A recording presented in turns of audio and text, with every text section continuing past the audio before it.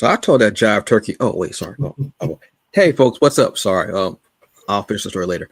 Hey folks, what's start every episode with foolishness. Hey folks, what's up? So we have your comic culture news. We got a lot of stuff going on. We've got some reviews. We've got big news about a certain Negro Gato. Yeah, Negro Gato. Tres. Trying to get the international flavor. Ich bin ein Antonio. I don't know if that works out. You can't really do German and Spanish. It kind of doesn't work out together. You know what I mean? That doesn't. I don't know. Whatever. We've got a lot going on. We've got, like I said, we've got news on movies. We've got some comic book reviews. We've got some new happenings with digital comics. We've got a pretty full plate here. So, Robert, are you ready? I am ready. Then, folks, let's go.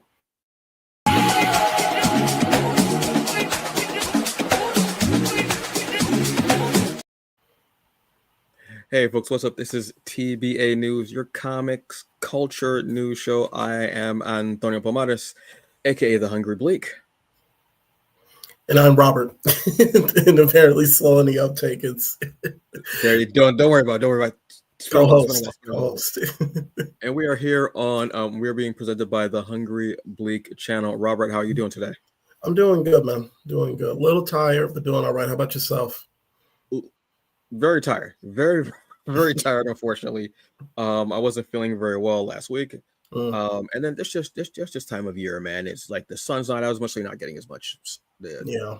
You're not this is gonna be the ayo moment of the show. Not getting as much as I usually do. So I can hear somebody in New York go, "Hey yo." Wow, that's crazy. Yeah, I'm not getting as much Sunny D as I want now. That's even worse. Good. Hope it makes you feel uncomfortable with your AEOs and your pause every 5 seconds. I'm not even going to try. I'm not even going to try. Sorry. Happy new comic book day, obviously. Yeah, happy new NCBD hashtag NCBD. Your comic book day? Yeah. I keep up with the trends. We are in our 40s, and we had to sound that out, folks. Yes. Articulate. I had to articulate. This is what you have to deal with. Between that, the ever-growing gray strip that I have going here, growing my hair out for no apparent reason other than I just don't feel like cutting it, what have you. But let's get into what we've got going on. Robert, what's going on with Coogler? So, I think it was like last week, we had a recent announcement that Ryan Coogler, director extraordinaire of Black Panther 1, Black Panther Wakanda Forever, he announced that Black Panther 3 is officially his next movie. And it seems like it sounds as if he's going into production with it soon, sooner rather than later. So it sounds like the script is locked up. The only casting news that we've had so far was via Denzel Washington, because he, as somebody's like uncle who don't give a he just announced that he was in the movie. And so he's the only confirmed cast member in the movie. But, we definitely will, more likely have Letitia Wright coming back, Winston Duke, Daniel, is it Danielle Guerrera? Guerrera? I always miss the last name, so, forgive me. And maybe a few other people that, from the previous movies, but don't listen to what anybody, all these other geek websites and other comic book news websites. Nobody knows what the story is. So the only official announcements that we have are that there's a Black Panther 3, that Ryan Coogler is coming back to direct it, and that production might start this summer. And then also that Denzel Washington is in it. So if you see something popping up talking about, well, T'Challa's son from the multiverse is going to be the new Black Panther, or that Shuri is going to fly into space and be a new Black Panther with the Wakandan intergalactic empire, don't believe that. This is the only news that we have so far. And if anything, Coogler actually he made the announcement at an event, which was, it looks like it was hosted by, it was during a Sinners panel where he was talking about, the most recent movie. Yeah, so that's the only bit of information, news that we have about this. But it's cool to hear that Coogler production will start, sometime soon. More than likely, let's just say maybe spring or summer of this year. And I think they're looking at a release date. I don't even see that on IMDb to be honest with you. So more than likely, it sounds like it might come out after one of the Avengers movies. So maybe 2027, 2028, if that. But yeah, it's good to hear that, this is officially his next movie. Personally, it would be cool to see him do another original movie. Or original, like from his. Well, obviously this is from his own script, but something that's not another IP, but getting a chance to go back to Wakanda sooner rather than later is always good, and I'm looking forward to it. So yeah, look out for this. But unless it's some official news coming out from a credible source or Disney and Marvel themselves, Right. Don't believe it. Do not believe it. So, but yeah. Stop supporting bad faith actors. Yes. Stop supporting the grifters and people just and then you wonder why there's no. Now, I will preface this. I am not a journalist. I did not go to college for journalism. Matter of fact, I didn't even go to college.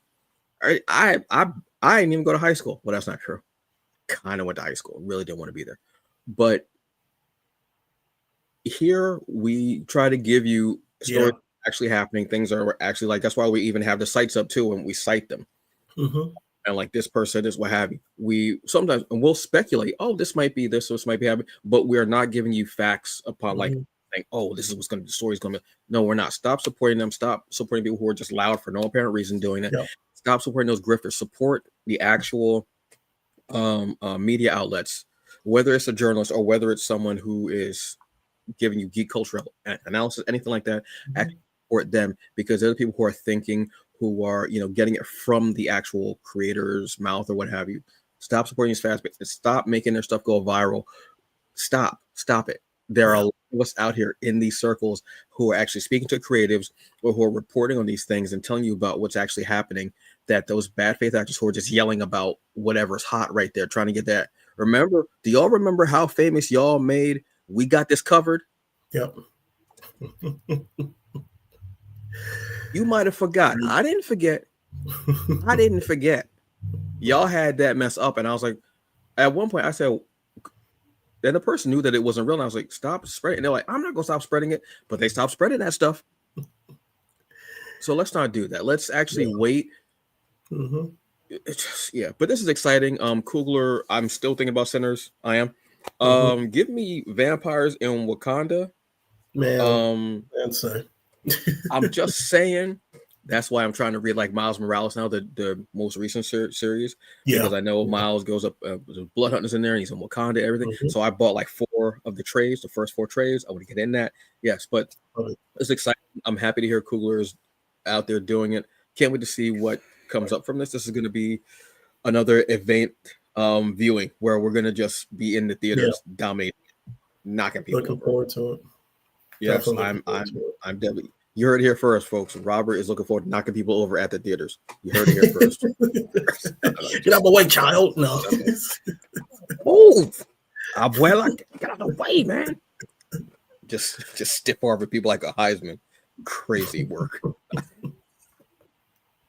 We not only give you the announcement, but we also give you some humor, folks. Obviously, yes, we need it. What else do we need is the Zelda Awards. This is an incredible thing that's happening, and the nominations for the Zelda Awards are open. Now, this is a very new award that this is going to be the first show, actually. What the Zelda Awards are is they are comic book awards that are focused more on the achievements of women in comics. Awesome. Nice. Because we do, honestly, y'all have heard me say this. There's a reason kind of why I'm not into award shows, just because I see the usual patterns and I keep seeing the same names. I'm like, so nobody else is doing comics? Word? Nobody else? Nah? All right, cool. Which is obviously not true. But this is a very exciting thing. And the nominations are open. So you can go to the website and you can actually nominate women in comics. I believe it might also be non-binary as well. Okay. But the show is actually The award show was actually named after and inspired by Zelda Jackie Ormez, the first Black Awesome. woman cartoonist in the United States. The Zelda Awards aim to spotlight the undeniable contributions of women who are shaping the comic book industry. There are so many incredible people out there who are not just men doing comics, and we Yeah. don't hear about their names a lot, unfortunately. The Zelda Awards are going to take place on April of 2026. But if you go to the website and you scroll down to the bottom, as you can see right here, folks, you can actually nominate your favorite female creators. I think it's a great thing. I'm a huge fan of this. This is actually based off of. Let me scroll down a little bit more. This is actually from Carla Moon, the storyteller, Madrano. I had the pleasure of interviewing her when she did her first comic, I want to say, which was Luna, which is for Concrete Comics. But now she's a co-host of Aurora Comics podcast, which they are doing great things. She's also a founder of a publisher that's going to be called Black Girl Comics. I think this is an incredible thing. Again, I'm not into award shows because I keep seeing the same people. It's really why I don't watch the Oscars either. Because it's usually just a bunch of men kissing each other's ass saying you did a great job, you did a great job, no, you did a great job. Which it at a certain point it's like, wow, so is nobody else doing his work? Yeah. And it's annoying. It truly is annoying to me.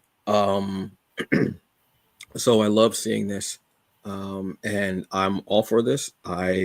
This is going to be an awesome thing, I think, and I love to see names that I know and names that I don't know, so then I can go and check out what they're doing. That's also the thing too, is finding out about people who you may not be familiar with, and then you go, oh, okay, I didn't know you were doing this, let me check this out, and end up falling in love with it. Or you might have been like, oh wait, I've been reading that comic, I didn't know that they were on it, because not everyone in a comic gets that shine, and you don't see everyone's face. You know what I mean? Sometimes publishers will show particular people's faces a lot. There are reasons, and I've talked about these reasons. Sometimes it can be race, sometimes it can be what they think is aesthetically pleasing. Yeah.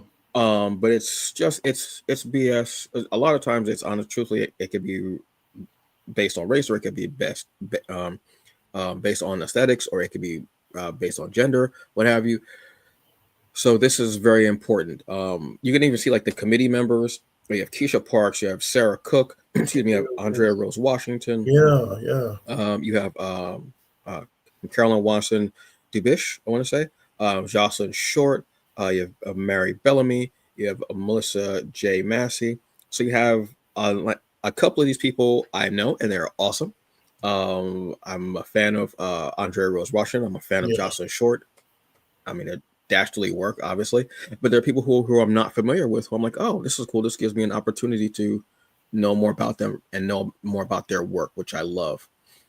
You can also become a sponsor if you like. I know that I think the most recent one that they've had is Virtuous Con. I love it.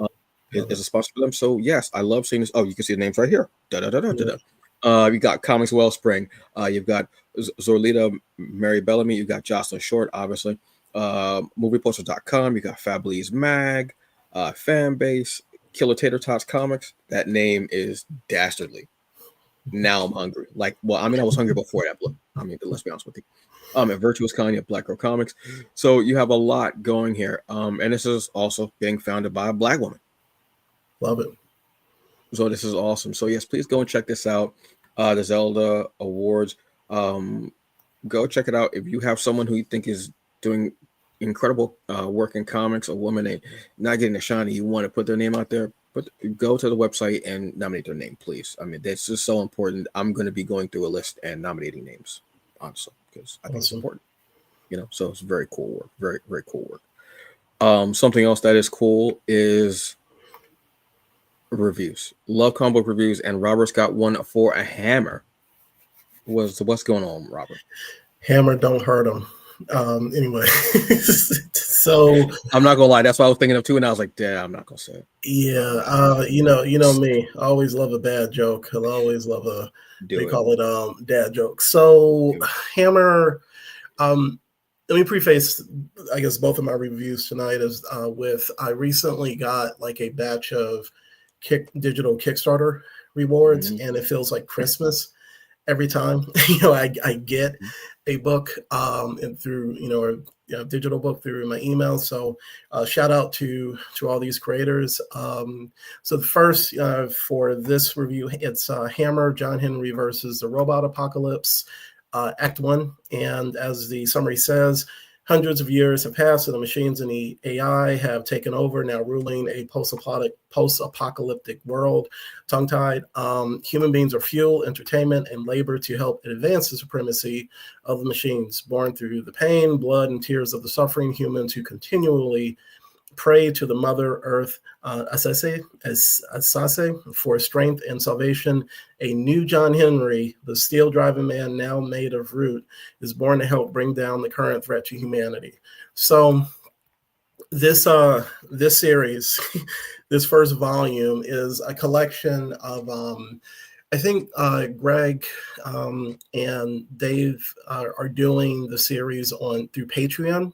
Mm-hmm. Through Patreon.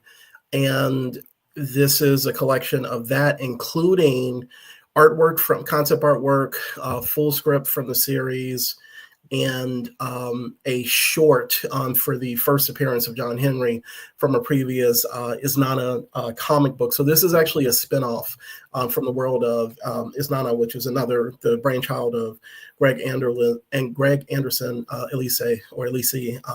Please forgive me for mispronouncing if I have, but as far as with this story, I call this, and I want to pull up a page to further kind of drive home this point. It is, I call this, there's a brutal beautifulness or beautiful brutality in this series, in the subject matter and in the action. With telling the story of a future where humanity has basically been kind of overrun by the machines, it shows that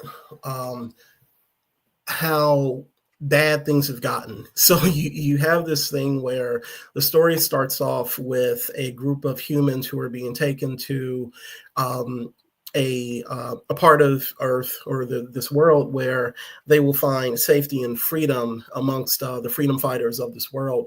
And as you see, when the machines catch up to them, all hell breaks loose. And then later on, we're introduced to John Henry, like after this battle. But the storytelling on Greg and David's part is excellent. Like I said, the brutal beautifulness just works effectively well. And there are times where the AI for me seems to be coded as racist white folks. I'm just going to be just straight up with it, because even with the travels of the human survivors, you get a vibe of like the Underground Railroad, where they are shuttling them to a place of freedom, I guess. And but these people are already free, but it's just like safety. So there's definitely a lot of kind of social commentary, a little bit of political, especially mixed in with where we're at as a world, our current world with AI, but then also you get the bombastic sci-fi post-apocalyptic action of something like Mad Max. And one of the things that the creative team has spoken about is that in things like Mad Max, you never see us. You never see us in the post-apocalyptic future, like unless it's something like the movie where with Denzel Washington, and I know I'm forgetting the name of it, where it's set in its own kind of post-apocalyptic, the Book of Eli. The Book of Eli. So shout out to the team for showing that we exist in the future, in this type of future, where it becomes this melding of a Terminator-esque future meets Mad Max Beyond Thunderdome, or that future, but with a mix of African spiritualism and African American folklore mixed in. And when you hear that brew kind of mixed in all together, you're just like, that's a lot, but this lot, it just works. It works so freaking well. And as a creator and as a fan, it was awesome to see the the backstory matter, like, the back matter of the book with the scripts and the artwork, and just kind of seeing some creator commentary about what it took to create this story. So I'll be straight up. This won like 3 Glyph Comic Awards, very deserving of it. But also, this is one of my favorite books of this year. I enjoy when creators are obviously having fun, and between the two of them, and just everybody who's attached to this, even with the lettering, it just works. It works overall. So I mean, so if you're a fan of some of the stuff that, like I said, I mentioned Mad Max with the Terminator type of vibe mixed in with the social commentary of our world when it comes to AI, this is a book you should pick up, period. So like I said, I was very happy to get a chance to check this out, and I hope that others add it to their libraries, either hard copy, digital, whatever, but it definitely needs to be checked out. And I think that this team is showing out in a major way, in a good way.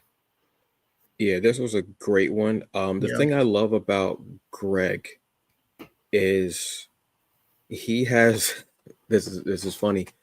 He has kind of embodied the character of Anansi, the storyteller. Yeah. What he does with folklore. Yep. And the way he can bring it into modern day or kind of blend the two is so incredible and so amazing. That's what I love about it. What he does with it, I have a comparison, but I don't want to use a comparison because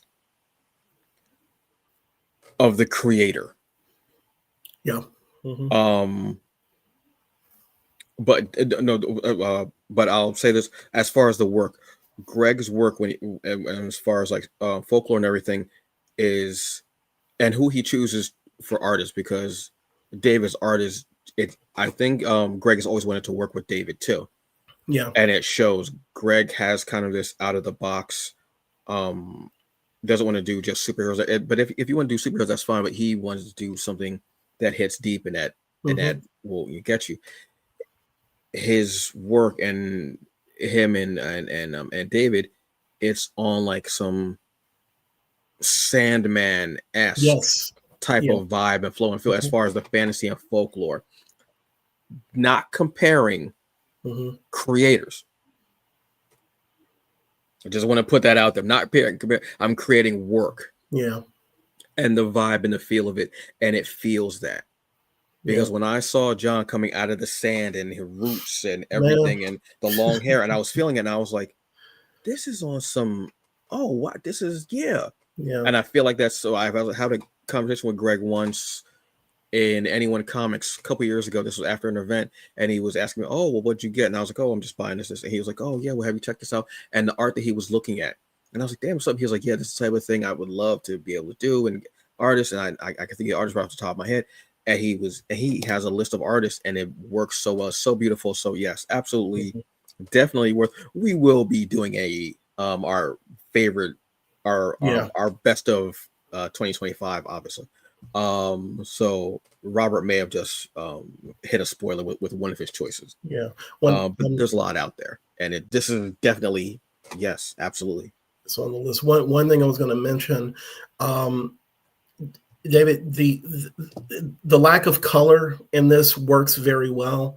And I was like, this reminded me of like reading like Queen and Country, where you don't necessarily need that added to it to like enhance it. And it's just it just works. It just works very well. So Greg, Dave, just overall, they are they're kind of like Lee and Kirby for me. Like I had that's kind of that their pairing is, for on this, that's what this reminds me of. So, but yeah, I meant to say that earlier, but yeah. Yeah, that definitely, oddly enough, I'm thinking of lists of comic book duos. And that's definitely one of the top of the list. Yeah, that definitely hits. What else hits is SWAT Cats, folks. Some of you may remember this animated gem, some of you may not. But there's a Kickstarter for it. So we've seen a revival lately of older animated series, I'm talking about Thundercats, Silverhawks, what have you, being brought into modern day with comic book companies. We have Speed Racer, Racer X, Dick Tracy, um, things like that coming out from companies like Dynamite, and Mad Cave. Well, not to be undone, the creators of SWAT Cat said, well, we want a little bit of that pie too. So they have a Kickstarter for SWAT Cats. This is the first ever comic book. And this is actually from comic book series from their from TV show creators and A-list writers. So this is great. And as you can see, they are well on their way to making goal, which is sarcastic, obviously, that they have completely stepped on the goal, smashed it, and then said, please, when we have some more, and definitely because this is awesome. So this is Tremblay Brothers, SWAT Cats, the Radical Squadron.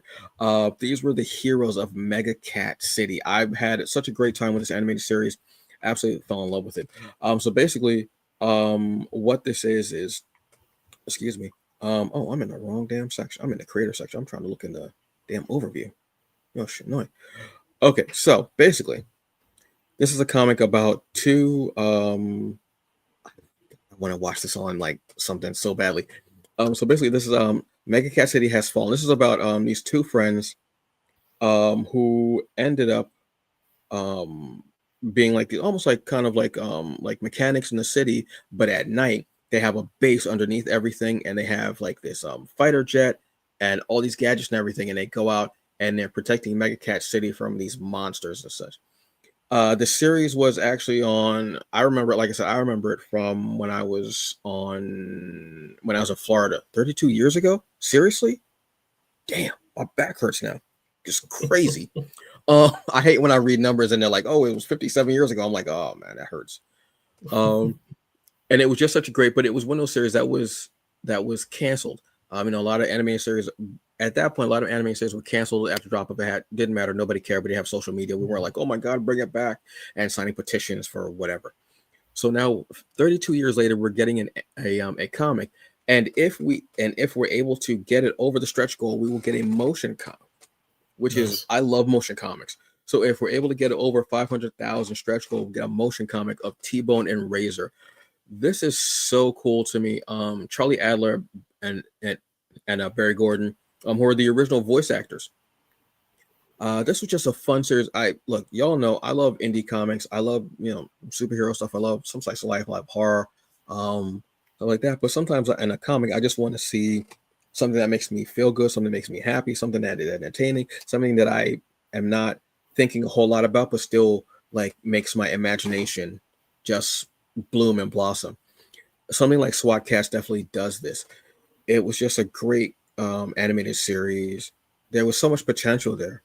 And I think that this is a time where we have so many more options as far as storytelling in comics, motion comic even too. So we get this. Hopefully we can get even more of this as well. Maybe even spin-offs and go into details of other characters that they weren't able to really get to and add into with the animated series. Yeah. That's the beauty of something like this. You have 9 days, I want to say.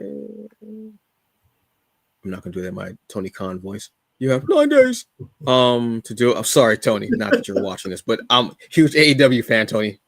but I mean, that 9 days is hilarious. Yeah, so seeing something like this coming back, we're getting a whole new chance to revitalize these older properties that in the 80s and 90s, some things didn't really have a plot. It was just, hey, it was one episode to another. There wasn't much of a plot. You didn't really get in depth with it.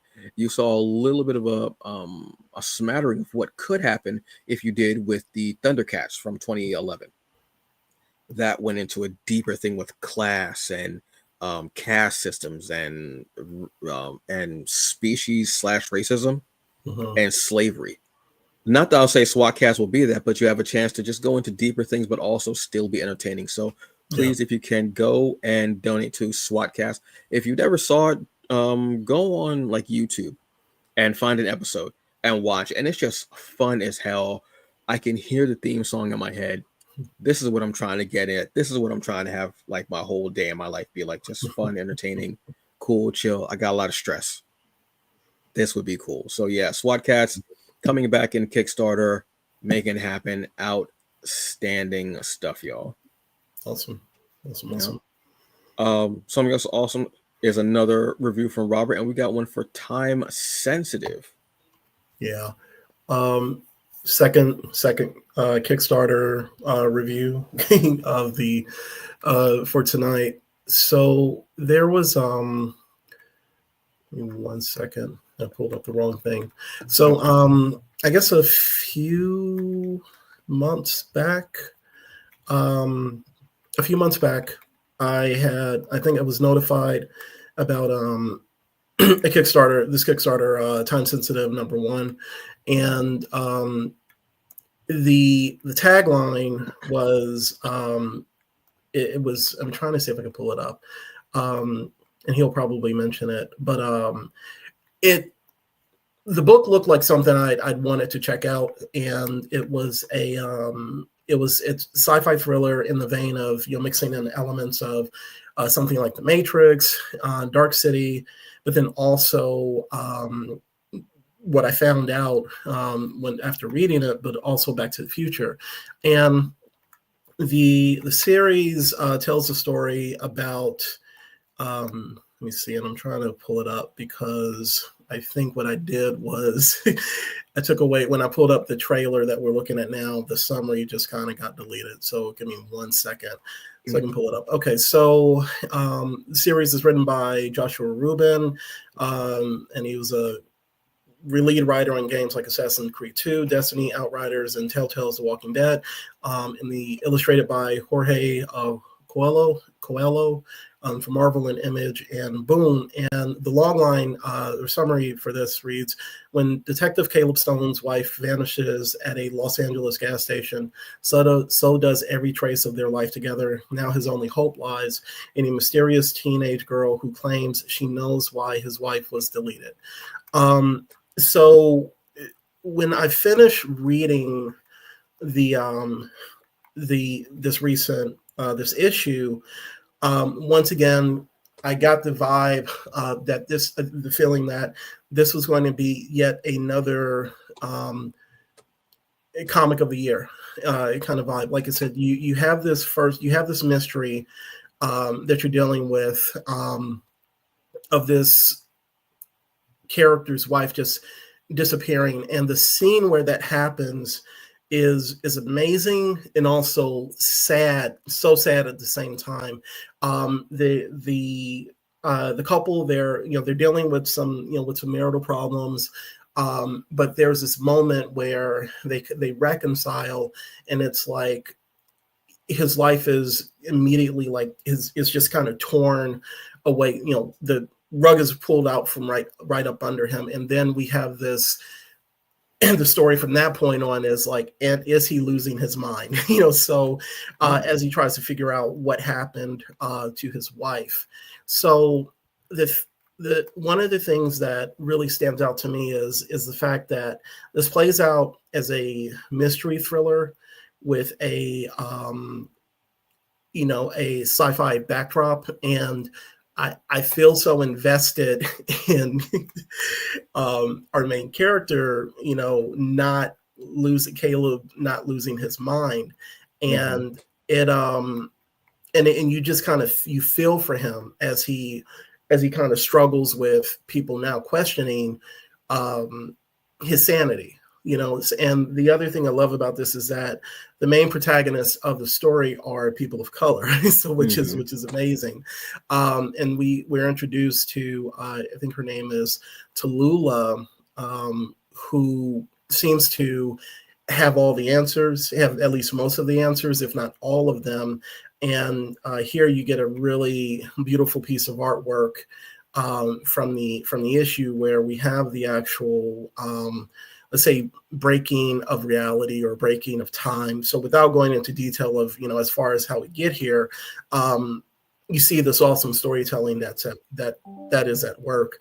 I was beyond impressed with this. This is another one of those cases where I don't know how this was recommended to me, the book, but Kickstarter, I guess, knows me to a certain extent, because it seemed like it hit like every button of sci-fi that I love. You know, like I said, shout out to Dark City, Back to the Future, and especially The Matrix. And I really enjoyed it. So, you know, this is the first issue, from what I've read. We have more, you know, coming down the line, from, you know, Joshua and Jorge. But I highly recommend this, you know, to, you know, get a physical copy, digital, and just, you know, jump on for, you know, join the ride, you know, join the ride. So, yeah, I could sit here and just continue to sing its praises, but this is a really solid piece of storytelling, and I'm glad that we're continuing to get fresh ideas, and, you know, from from creators, you know, like this, because this, to me, it feels like a labor of love, you know, and it shows. I mean, it shows on every page. Yeah, I remember seeing it all over social media. Like, well, it was all over, like it was like getting ads everywhere. And I was like, oh wow. But I think it was at a point where I was kind of like dulling down from social media. So when you said time sensitive, I was like, oh, that sounds so familiar. Then when I saw the cover, I was like, oh, Yeah. damn, I forgot about that once. I should have went back. But to hear that it's good, because it looked beautiful, and from what I could see, some of the comments I wrote, they were like, "Oh, this is really great." I think they knew of the writer and the artist and everything, so they knew of it. So they're like, "Yeah, this is going to be pretty cool, what have you." So hearing that makes me go, "Okay, cool, great." So when I get a chance, I'm definitely going to bring that up, because I've got a phone full of comics and novels, excuse me, and obviously I'm never sleeping. That's why I'm yawning so damn much every single day of my life. Crazy. But yes, awesome. Love to hear it. Last one is Mad Cave Studios arrives on Ichiban. So you've heard me talk about Neon Ichiban, excuse me, Neon Ichiban, which is going to be this new digital comics platform where you're going to be able to read comics off of this. There are beta testing an app for iOS systems, for Apple systems, not for Android yet, unfortunately, because I've gone through my phone like 4 times to the store. I'm like, let me see if it's there, and I'm like, no, okay, cool, come back for it. It was awesome. But yes, you can see actually it says Mad Cave Studios now available on Ichiban. Ichiban basically is this is from the creators of Distillery. Yeah. Which was a great. So they brought in Distillery. So they brought in the comics from there, and they've got manga on here. They've got, like I said, Mad Cave Studios. They've got Image. They've got Marvel. Marvel is part of them now. So they have a lot going. You can see how it says right there. I'm on iOS app. They've got some free comics on. You can check it out. You can also pay for comics. You can even, if you have a comic that you read and you don't want anymore, you can actually sell it digitally. Like there's like a marketplace for them. Yeah.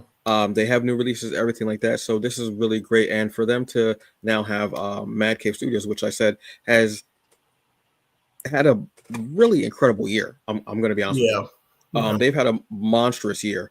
This is another feather in the hat, which is great, which kind of makes me think this is why I cannot find Mad Cave comics on Comixology. One thing I will say is I'm glad that we have more options. Yes. Because I'll just leave it at that. Because for a while, one place had a chokehold over digital comics. So I'm glad to hear when you bring different digital outlets like this. So and as a creator, it's always good to have different options for places to get our books on. So so I'm hoping that once they're squared away and they get all 5x5, that indie creators will be able to submit their work to Neon Ichiban. Similar that you can do with Global Comics. Global Comics, you can do that now. You used to be able to do that with Comixology before Amazon acquired them. Then Comixology just went all to hell. And it is not the platform that it was. Let's be honest with you. Amazon basically shot the bed on the whole thing. It's not the app that it was. Indie creators cannot get up on there and submit their work, see what's going on.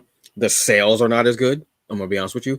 You can no longer like download indie comics Like you used to be able to download Image Comics, and like companies that weren't Marvel and DC. I think Marvel, DC, maybe Dark Horse. You couldn't download them. Where when Homicide was its own thing, you could download them, and you could have like the PDF. So you really did own the comic. Yeah. Unfortunately, when Amazon did their thing, they could not. Something else that I realized about Mad Cave when I was looking through, because they've got some really great comics that I enjoy. Real quick as our last thing, when you go to Mad Cave, you go to series, let's say, you can, they've got their marquee series, they've got Gotcha Man. Like I said, all that stuff is old school as hell. They've got the whole alphabet here, obviously the letters. Let's say T. Let's go with Temporal, which is a phenomenal comic, which came out today, issue 2. I did not see it. I was like, oh, okay, let me look and see what's going on Comixology, because that's where I get most of my comics still, unfortunately. It was not there. I did not see any Mad Cave comics coming out. I still had the ones I'd already purchased, but I did not see any new ones. I said, oh, that sucks. So I went over to Global Comic. Global Comics has it, obviously, because Global Comics is down for the culture. Then I say, let me go to Mad Cave because I'm curious about this. So Mad Cave has, they have, issue 1, and you can pre-order the volume. And then they have a thing where they have a bundle. Let's go check this out. This is awesome as hell. So they have a series bundle on certain series.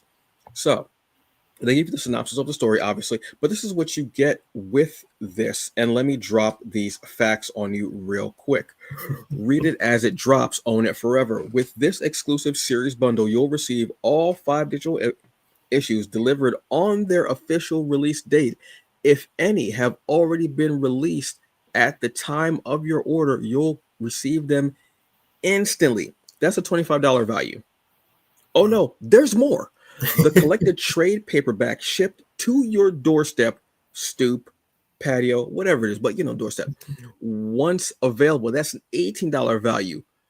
That's $43 in value for just $25. A unique way to read each issue as it releases while still owning the physical edition.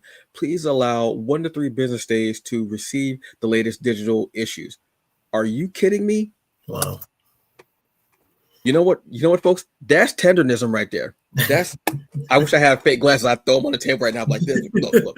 I try to tell you. That's tenderism for comics. And they have it with a couple of different series as well.